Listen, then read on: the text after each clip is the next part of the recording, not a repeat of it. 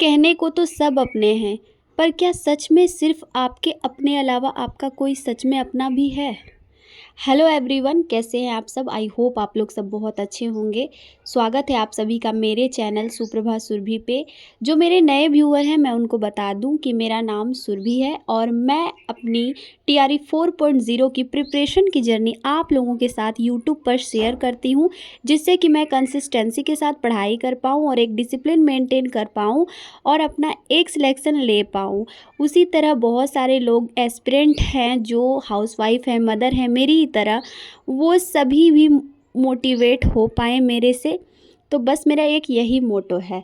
और आज मेरी सुबह की शुरुआत हुई थी सुबह के 8 बजे, क्योंकि बाबू का थोड़ा तबीयत ख़राब था। जैसा कि आप सब जानते हैं, मेरी एक छोटी बच्ची है जो अभी 1.5 साल की है और उसके साथ ही मैं पढ़ाई करती हूँ। एक बच्चे के साथ पढ़ाई करना एक टास्क होता है, लेकिन जब ठान लिया तो ठान लिया कि कुछ करना है जीवन में। मेरे जीवन का लक्ष्य मुझे तब तक नहीं पता था जब तक मेरी शादी नहीं हुई थी। हाँ, ये बात सच है, शादी के बाद भी मेरा लक्ष्य मुझे एग्जैक्ट नहीं समझ में आ रहा था। किसी ने मुझसे ये पूछा था कि आप इतनी कंसिस्टेंसी से कैसे कर पाती हो सब चीज़, आप इतना मेहनत कर कैसे पाती हो, एक बच्चे को भी मैनेज करती हो, पढ़ाई भी करती हो।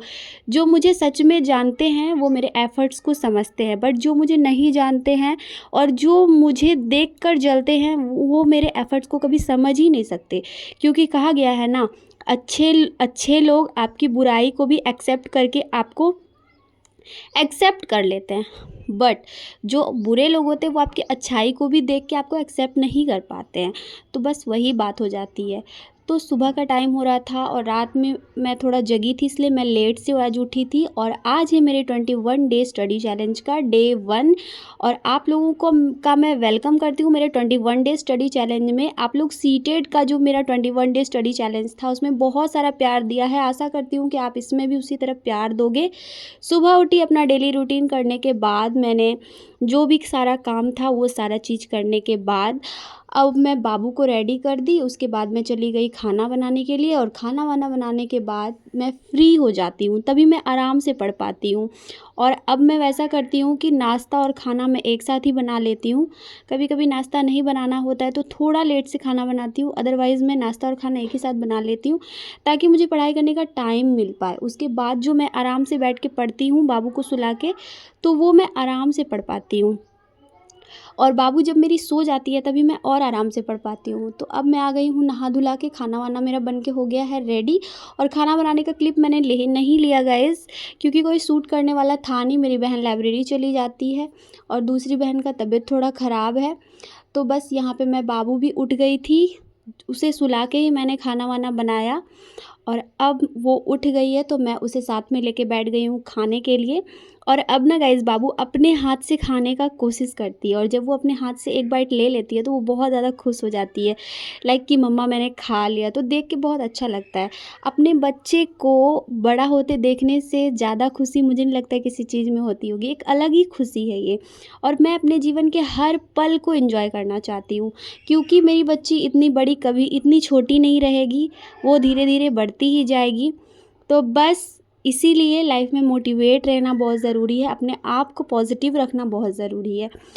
तो यहाँ पे फिर मैं बैठ गई हूँ पढ़ने के लिए और अभी बज रहे हैं लगभग 1 और आज मेरा फर्स्ट स्लॉट 1 बजे स्टार्ट हो रहा है। जैसा कि मैंने आपको बताया कि मैं रात में थोड़ी सी जगी हुई थी बाबू के कारण, उसका तबीयत थोड़ा ख़राब था, तो इसलिए सुबह उठ के मेरा लेट से मॉर्निंग स्टार्ट हुआ है। नहीं तो मैं एक स्लॉट मॉर्निंग में भी स्टार्ट करती हूँ और आज से ही मैं स्लॉट वाइज स्टडी भी स्टार्ट करूँगी गाइज़। क्योंकि जब तक नोटिफिकेशन आने का कोई बात नहीं हो रहा था तो गाइज़ मैं खुद भी बहुत डिमोटिवेट सा फील कर रही थी। तो मैं आप लोगों को क्या ही मोटिवेट करती, इसलिए मैं ये स्टडी व्लॉग्स वगैरह नहीं डाल रही थी। बस एक नोटिफिकेशन आने का या फिर जो अपडेट होता था या फिर जो इन्फॉर्मेशन आता था स्टडी से रिलेटेड, नोटिफिकेशन से रिलेटेड, वो सारी चीज़ें मैं आप लोगों के साथ शेयर करती थी, जैसा कि आपने मेरा व्लॉग्स में देखा भी होगा पीछे वाले में। तो इसीलिए मैं व्लॉग्स नहीं कर रही थी, स्टडी व्लॉग जो प्रॉपर तरीके से मैं करती थी। और अब क्योंकि नोटिफिकेशन आने का पूरा पक्का बात हो गया है, कल विधानसभा सत्र में बिहार के शिक्षा मंत्री द्वारा ये चीज़ क्लियर कर दिया गया है कि नहीं, टीआरई 4 ज़रूर आएगा। तो इसीलिए अब मैं एक और एकदम रिदम बना लूँगी पढ़ाई का और जो भी जैसे भी करूँगी अपनी स्ट्रैटेजी, अपनी प्रिपरेशन की जर्नी, सारी चीज़ें मैं आप लोगों के साथ कोशिश करूँगी कि मैं शेयर करूँ। 1-2 दिन अगर व्लॉग्स नहीं आए गाइज़ तो आप लोग प्लीज़ कमेंट कीजिएगा, तो मुझे ज़्यादा मोटिवेशन मिलेगा। आप लोग के कमेंट से मुझे बहुत ज़्यादा मोटिवेशन मिलता है। और मैं यहाँ पे सबसे पहले कुछ जो पीछे का मेरा रिवीज़न किया हुआ था वो सारा मैं रिवीज़न कर ली, क्योंकि मेरा आदत है मैं पढ़ने से पहले पीछे का जो भी मैं पढ़ती हूँ वो रिवीज़न कर लेती हूँ, तो एक बार मेरे माइंड में रिफ़्रेश हो जाता है।